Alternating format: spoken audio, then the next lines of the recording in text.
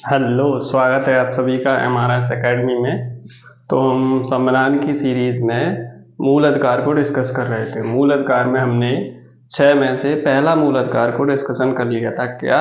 समानता या समता का अधिकार। कौन सा? अनुच्छेद आर्टिकल 14 से 18 तक। तो उसी सीरीज में आगे आज हम डिस्कस करेंगे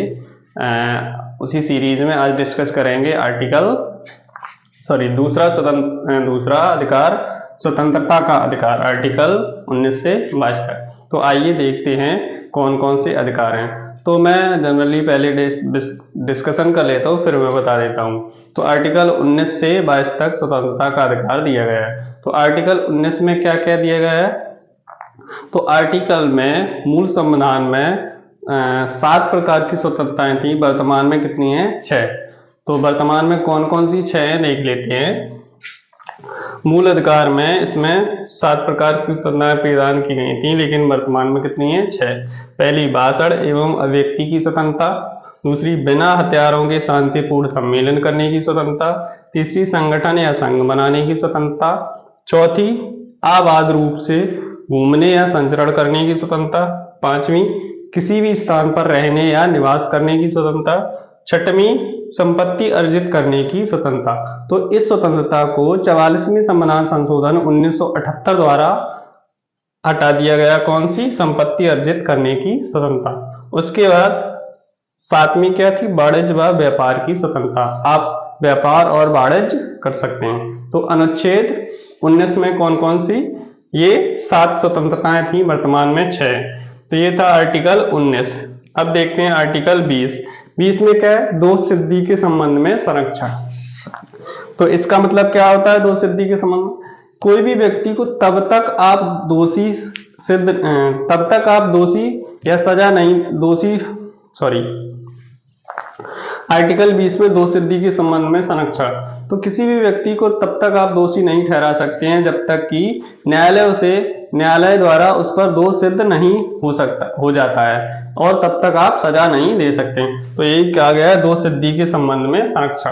और इसमें और भी प्रावधान किया गया कि अगर किसी व्यक्ति ने अपराध किया है तो अपराध के समय जो भी प्रावधान या कानून के प्रावधान हैं, तो उनके संबंध में जो भी नियम होगा, जो भी सजा होगा, सिर्फ उसको एक अपराध के लिए वही सजा दी जाएगी। ऐसा नहीं है कि उस समय सजा कुछ और थी और पहले सजा कुछ और थी, और वर्तमान में जब उसने क्राइम किया है तो उस समय सजा कुछ और है। तो आप ऐसा नहीं कि पहले कानून के अनुसार, जो वर्तमान में कानून है उसके अनुसार आप सजा दे सकते हैं। तो ये हो गया आर्टिकल 20, दोष सिद्धि के संबंध में। 20 के बाद 21 का मतलब है प्राण और दैहिक संघ। ये बहुत इंपॉर्टेंट आर्टिकल हैं। 19, 20, 21, 22 चारों आर्टिकल बहुत इंपॉर्टेंट है और कई बार पूछे गए हैं एग्जाम में। तो प्राण एवं दैहिक स्वतंत्रता। प्राण एवं दैहिक स्वतंत्रता का मतलब है आपकी स्वतंत्रता है कि आपका जो भी प्राण या जीवन जीने की स्वतंत्रता है। तो आप ऐसा नहीं है कि आपको बहुत सारी चीजें, प्राण एवं दैहिक स्वतंत्रता का मतलब आपकी स्वतंत्रता है कि आप जीवन जी सकते। ऐसा नहीं कि आप सुसाइड कर लें, सुसाइड करना एक अपराध है। तो ये हो गई प्राण एवं दैहिक स्वतंत्रता। ठीक। उसके बाद आर्टिकल 22 में क्या है? गिरफ्तारी के संबंध में संरक्षण। गिरफ्तारी के संबंध में संरक्षण का मतलब है कोई भी आपको पुलिस अधिकारी या पुलिस का कोई भी व्यक्ति आपको गिरफ्तार करने आता है तो आप उससे फंडामेंटल राइट आर्टिकल 22 के तहत पूछ सकते हैं और कह सकते हैं कि उससे जवाब मांग सकते हैं कि आप किस कानून के तहत या किसके विरुद्ध हमें गिरफ्तार कर रहे हैं। दूसरा, आप हमें गिरफ्तारी वारंट, उससे गिरफ्तारी का वारंट भी मांग सकते हैं। अगर वह ऐसा नहीं करता है तो आप सीधा कोर्ट में जा सकते हैं। ठीक है। तो ये था आर्टिकल 19 से 22 तक। अब इसी में मैं एक और स्वतंत्रता का अधिकार डिस्कस कर लेता हूं। ये आर्टिकल 19 से 22 तक हो गया। इसके बाद दूसरा है, एक मिनट, ये दूसरा था। तीसरा क्या है? शोषण के विरुद्ध अधिकार। शोषण के विरुद्ध अधिकार। इसमें सिर्फ 2 आर्टिकल हैं। आर्टिकल 23 और 24। तो हम डिस्कस कर लेते हैं आर्टिकल 23 में क्या है और आर्टिकल 24 में। आर्टिकल 23 और आर्टिकल 24।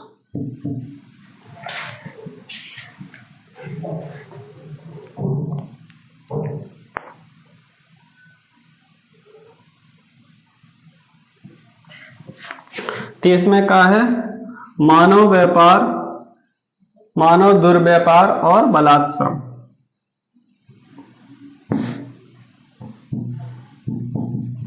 मानव दुर्व्यापार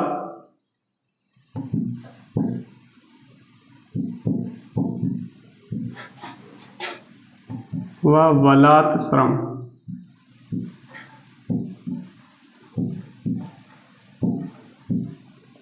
निषेध।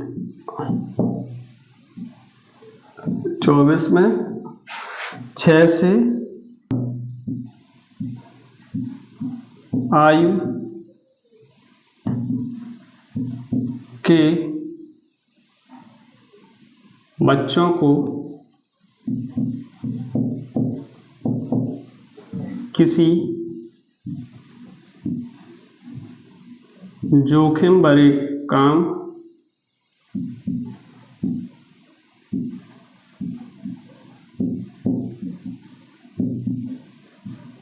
या कारखानों में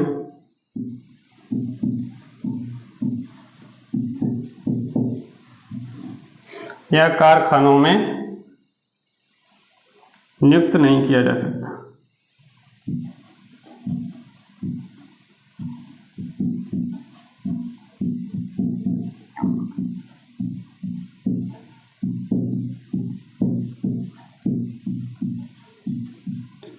तो ये था तुम्हारा शोषण के विरुद्ध। तो शोषण के विरुद्ध क्या अधिकार था कि कोई भी व्यक्ति उसमें 2 आर्टिकल है, अनुच्छेद 23 और 24। अनुच्छेद 23 में क्या है, मानव दुर्व्यापार व बलात्श्रम। मानव दुर्व्यापार और बलात्श्रम का मतलब है कि आपने किसी व्यक्ति को यहाँ से इंडिया से उठाया और पाकिस्तान में जाके बेच दिया, तो ये मानव का व्यापार नहीं कर सकते हैं। यहाँ से लड़कियों को उठाया इंडिया से किसी भी देश से, तो आप ये नहीं कर सकते। और मान लो आपने नेपाल से कुछ लड़कियां उठाई और भारत में आके या भारत से नेपाल जाके बेच दी, तो ये आप नहीं कर सकते। दूसरा बलात्श्रम, किसी भी व्यक्ति को काम के लिए फोर्स नहीं कर सकते। बलात् माने बलपूर्वक आप काम नहीं करा सकते हैं। उसके बाद आर्टिकल 24 में क्या दिया गया है कि 14 वर्ष से कम आयु के किसी भी व्यक्ति को या बच्चे को आप किसी जोखिम भरे कार्य या कारखाने में नियुक्त नहीं कर सकते। तो ये हो गए आपके 2 स्वतंत्रता के अधिकार, एक स्वतंत्रता का, तीसरा शोषण के विरुद्ध अधिकार। तो कैसी लगी वीडियो? अगर अच्छी लगी हो क्लास तो आप क्लास को लाइक कर सकते हैं, शेयर कर सकते हैं क्लास को, और चैनल को सब्सक्राइब कर सकते हैं।